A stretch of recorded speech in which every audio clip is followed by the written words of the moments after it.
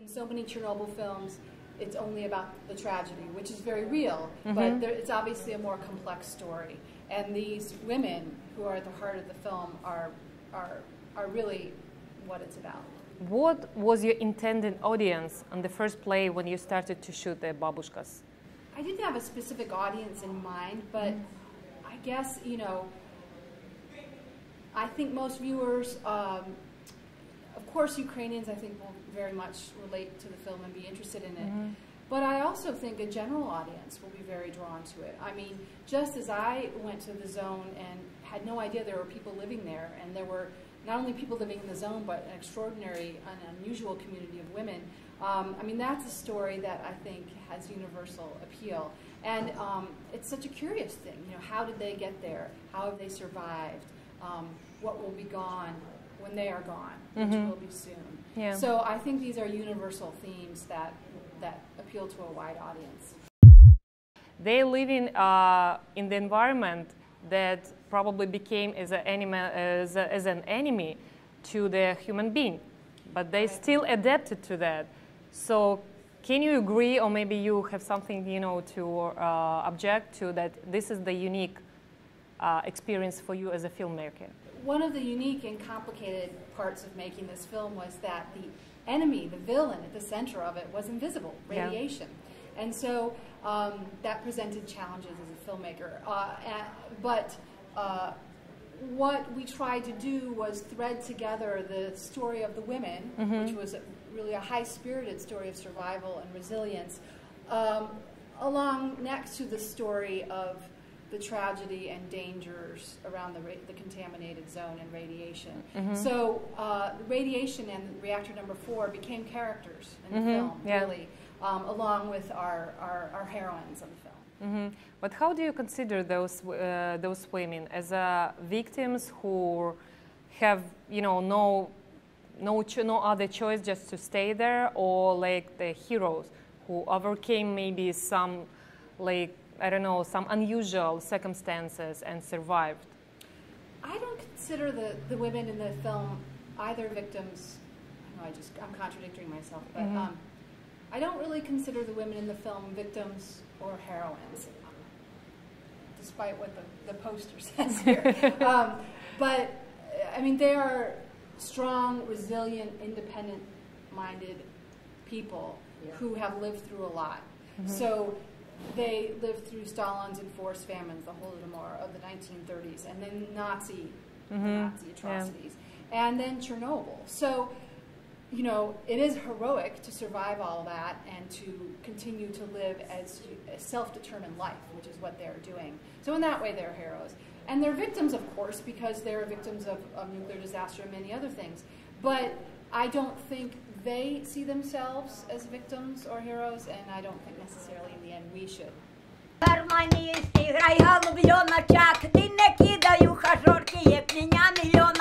People in the world mostly know about Ukraine because of Chernobyl. And you choose this topic, you know, this very human stories, and you show that, and you're just trying to put some information about that place.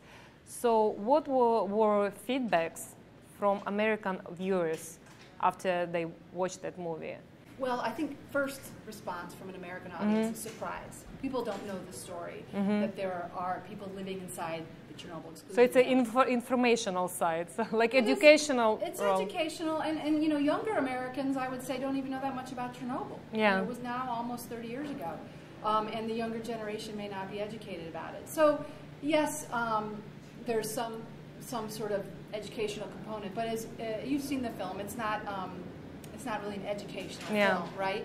It's a dramatic film with complex characters and a lot of humor.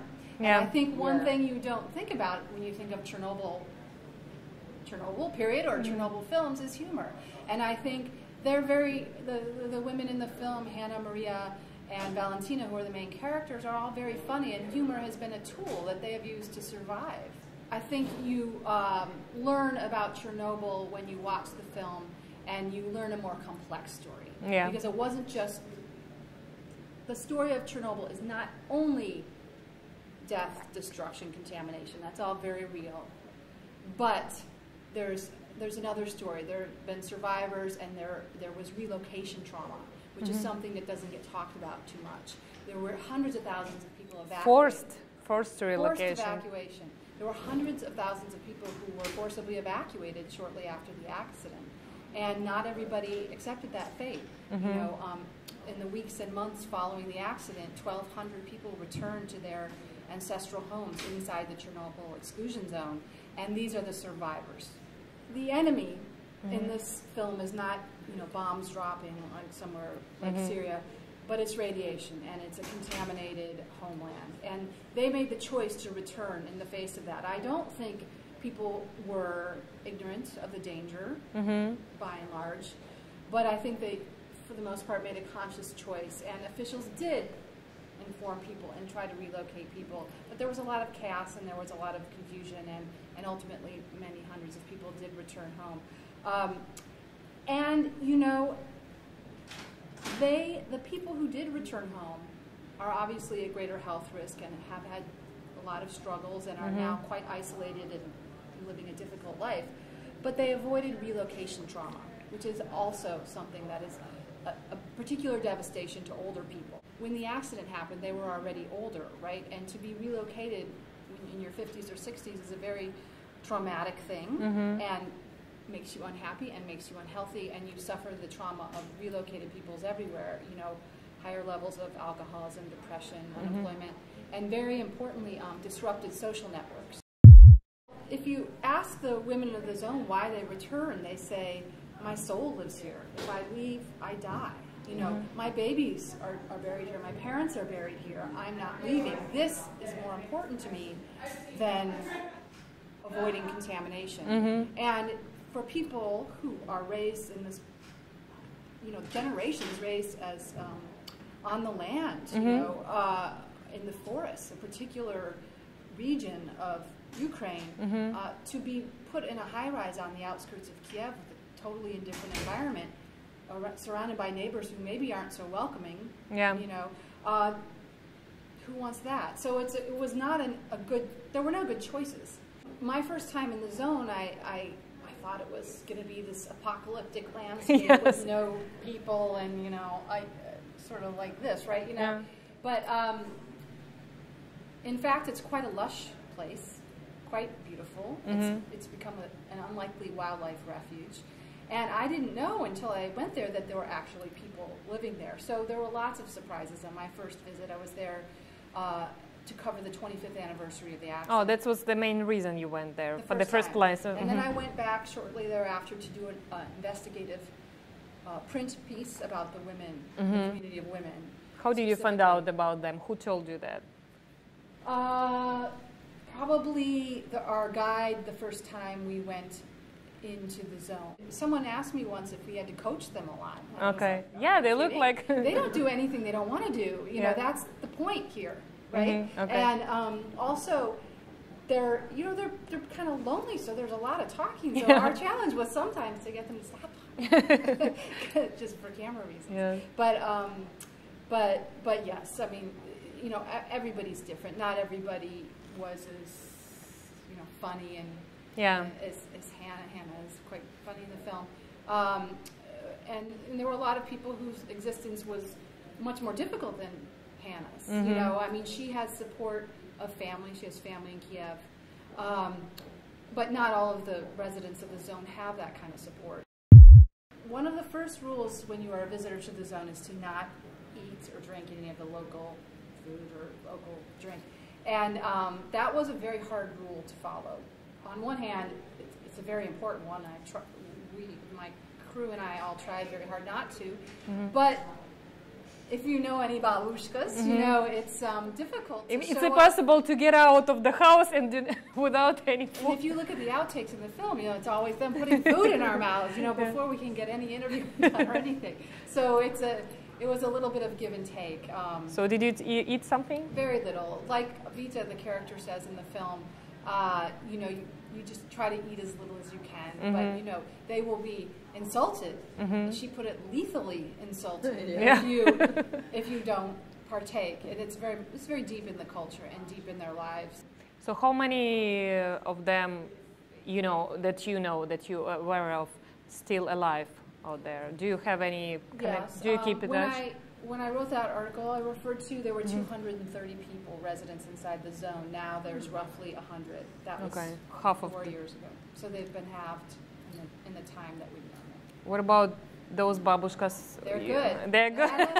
Hannah, Valentina, and Maria are all good, and I look forward to screening the film with them in May. Oh, you coming back? Yes. There's a film festival in Slavutich, which is just outside the zone. In fact, it's the new company town of the Chernobyl nuclear power plant.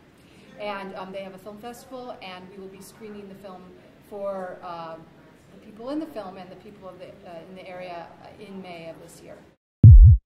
The sort of B story in the film is about these young people who sneak into the zone called stalkers. And I felt it was important to include them because really they represent the next generation. They sort of come to represent the grandchildren. You know, near the end of the film you hear the women say, our lives are over, but we're worried about our grandchildren who do not know the forest, who do not understand what happened here.